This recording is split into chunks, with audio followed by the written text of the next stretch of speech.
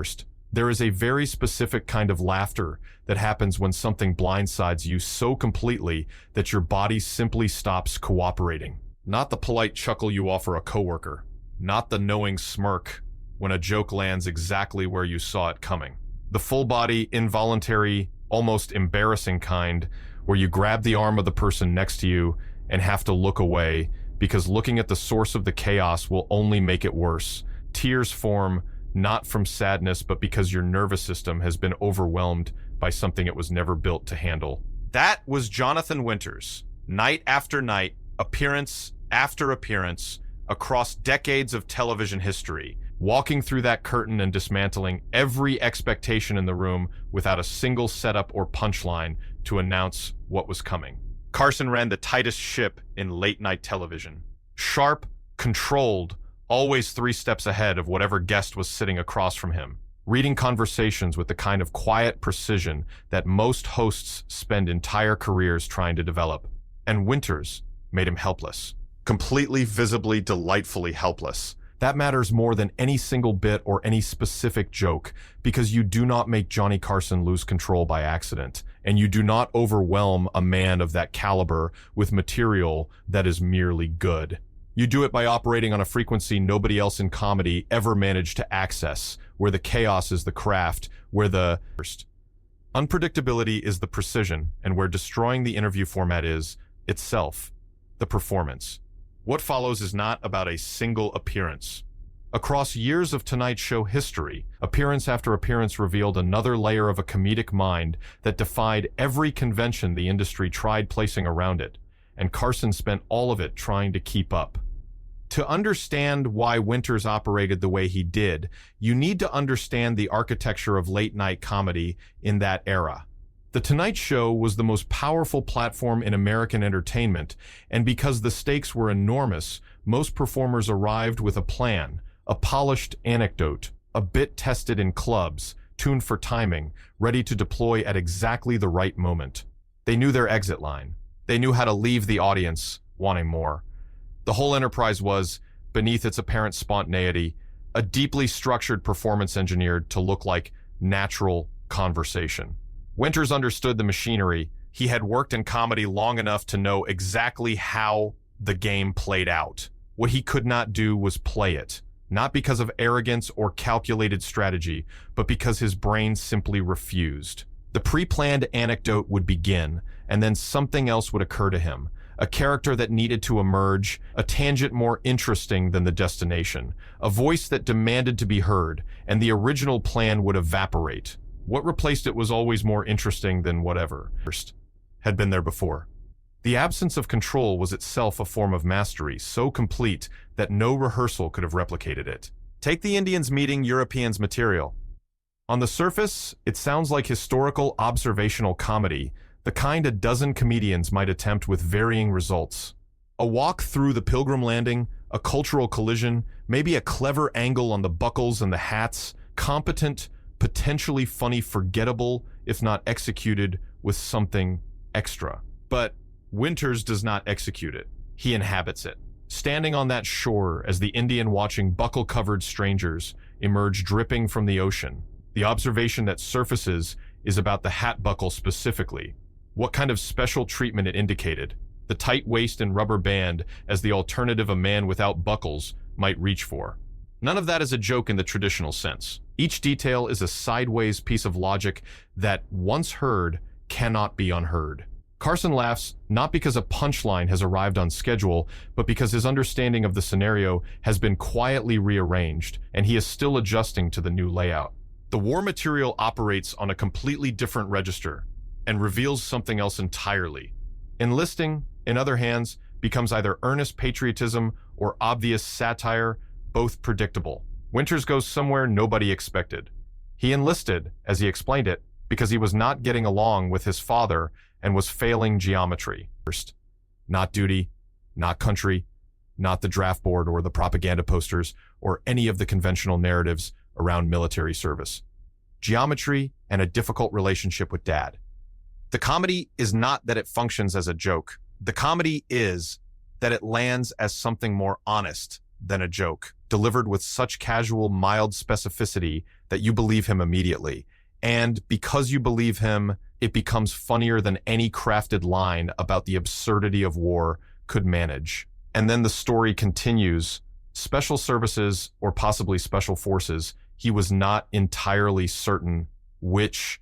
A confusion that itself tells you everything about the bureaucratic machinery sending young men across the world in that era. They left in the middle of the night. He kept asking the lieutenant where they were going, which the lieutenant considered none of his business. And this became what Winters described as the beginning of a gigantic inferiority complex that carried him through the entire war.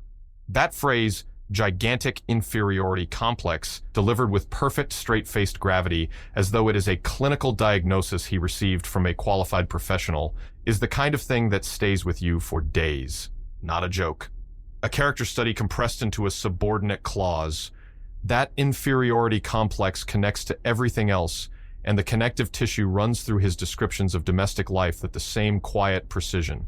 The art studio in the basement had bars on the window, a small opening through which the kitty was usually looking for reasons that remained deliberately unexplained, 2 Mexican chairs, an easel chosen over a beret because a man has to prioritize, and approximately 6 feet of distance from the furnace. Learning art through matchbook ads, he told Carson, brought him to this particular setup. And Carson kept treating it seriously, asking about the light, engaging with the logistics, as though they were having a genuine conversation about the artistic process, while Winters kept answering seriously, which made it funnier every single time. Whether the basement studio represented creative pride or acknowledged creative inadequacy, Winters refused to say. That refusal was the joke, held there in the gap between those two interpretations, never resolved. Family material is where things get genuinely complicated in the best possible way, because Winters had a specific ability to make the completely dysfunctional sound perfectly ordinary that was both hilarious and faintly unsettling. His parents were divorced. His father was away, somewhere in an open field settling insurance policies, near a creek bank, though nobody in the family ever really knew where anybody was, because everybody in the family was away a lot. "Where is Aunt Emma?" "She is away, dear." And then, in the same mild conversational tone, a reference to one of the institutions that he eventually learned to identify as the destination for the away people. Carson hears it, processes it, realizes what has just been said, and the laughter that follows carries the specific quality of recognition, the laughter of someone who has heard something true expressed in a way that makes the truth somehow bearable. Winters is not mining family dysfunction for sympathy or shock value. He is reporting it the way you might report which route you took to the grocery store. The normality of delivery is what makes the content so extraordinary, and before Carson can fully process what he has heard, Winters is already somewhere else, and the previous revelation hangs in the air, unclaimed, while the conversation moves forward as though nothing unusual has happened. The War Homecoming story stands as perhaps the single clearest example of this approach at full power. Back from the service, at 20 years old, he asked his mother where his toys were. Long pause. She told him he was 20 years old. He explained with complete seriousness that a similar statement made to him during his time in the service would have required a grenade, though he acknowledged he did not have any grenades available at that particular moment, which meant she was spared. She had given the toys to the mission. That was understandable, he said. The poor kids. But she should have written. She should have let him know, especially during those last hours in Philadelphia at the discharge.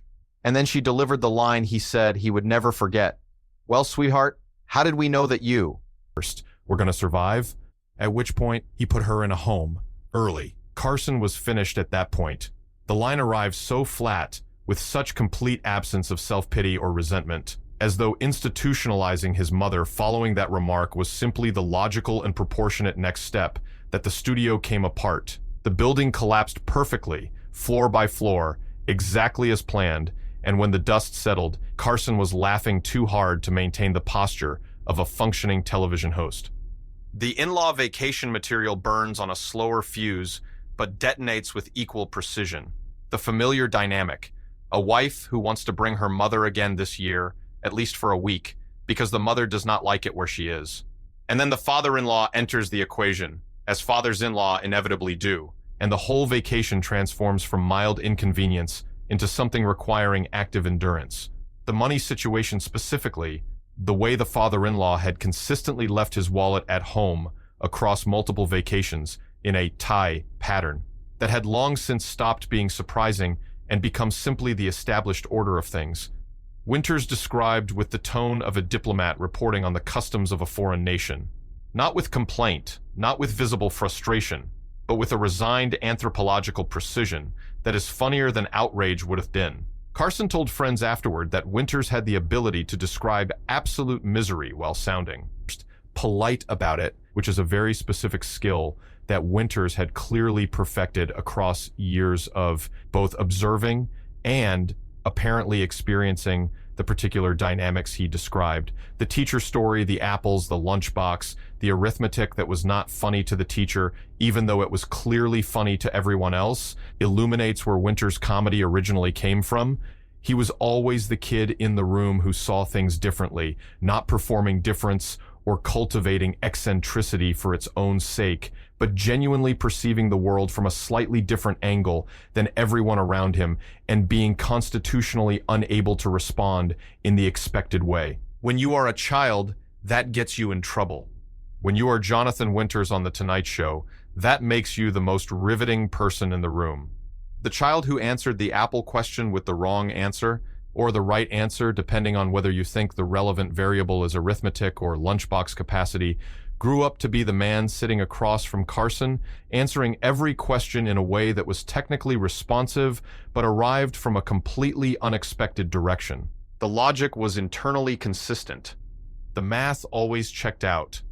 The system of mathematics Winters was using simply was not the one written in any textbook, and that gap between his system and the expected one was where all the comedy lived. The basement flooding story brings the whole thing together in a way that functions. First, almost as a thesis.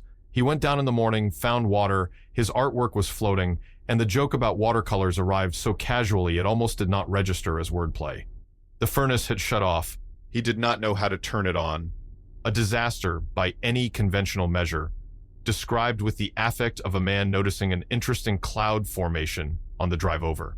And then, because Winters could never leave well enough alone, because there was always another angle and another detail that wanted to be added, the coal banking came into the story, along with his wife coming close to malaria in January, because the basement temperature had been driven to levels more appropriate for a tropical climate than a Midwestern winter. The specific numbers of the temperatures serving as contrast.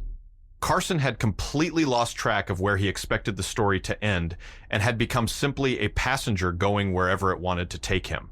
The character voices deserve their own consideration because they represent a technical achievement that tends to get overlooked in discussions of what made Winters great. When he stepped into Buck Edelhofer, the farmer with the chewing tobacco and the opinions about ball players and the curry dog and the wheat machinery in Manitoba, he was not performing an impression of a type. He inhabited a specific human being with internal history, particular opinions about particular things, and the specific logic of someone who had made a particular set of choices across a particular life. The salmon person detail, never laugh at a salmon person, the treble hook in your face, was not a joke about fishermen as a category. That was a warning from a specific man with specific knowledge, delivered with the authority of someone who learned the lesson in a way they would prefer not to revisit. That specificity separated Winters from every other character comedian of his era. He did not do a farmer. He did Buck Edelhofer, complete with views on wheat, salmon, and curry dogs. And Buck Edelhofer was going to share those views whether anyone asked or not. The how are we doing observation, the specific grammatical infraction of asking how are we today instead of how are you today, is another example of the Winters' attention finding the genuinely strange thing inside an ordinary experience and expanding it until everyone in the room realizes it is, in fact, strange. These are not rhetorical observations. Winters found these things genuinely puzzling, and his puzzlement was so sincere, so specific, and so perfectly articulated that it became comedy that did not quite fade because it had planted a question that kept returning. You cannot hear a nurse ask, "How are we today?" without thinking about it differently afterward. That is the measure of real comedic observation. It does not just produce laughter in the moment. A small piece of how you perceive the world gets rewired, and it stays rewired. Carson surrendered to Winters more completely, first, than to perhaps any other guest across his long career. Not because he had no choice, because Carson could redirect almost any conversation, but because surrendering was the only rational response to what Winters was doing. And Carson was smart enough to recognize that. When the interview keeps yanking away from its direction, when the conversation finds a lane and then immediately changes to a more interesting one, when character shifts happen mid-sentence and the format gets treated as optional rather than structural, the only play for the host is to let it happen and ride it out with whatever grace he can manage. Carson managed it with extraordinary grace, staying present, staying reactive, continuing to attempt steering even knowing the steering would fail, and laughing with the genuine appreciation of someone watching a performance he could not have predicted or prepared for. He told his staff on various occasions that what Winters did was genius in a form almost impossible to describe from the outside. You could see it happening, feel its effects, but you could not quite explain the mechanism by which it worked. That is probably the right place to leave it, because some things resist explanation not because they are mysterious, but because they are too precisely, too specifically themselves to fit inside a general description. Jonathan Winters was too specifically Jonathan Winters to be explained by anyone, including himself. He could only be witnessed, and across all. First, those years and all those Tonight Show appearances, Carson gave viewers the opportunity to witness him at full force, in real time, making chaos look like the most natural thing in the world, and making the most natural thing in the world look like something that could only have happened once, in that room, with those two men, and never quite again.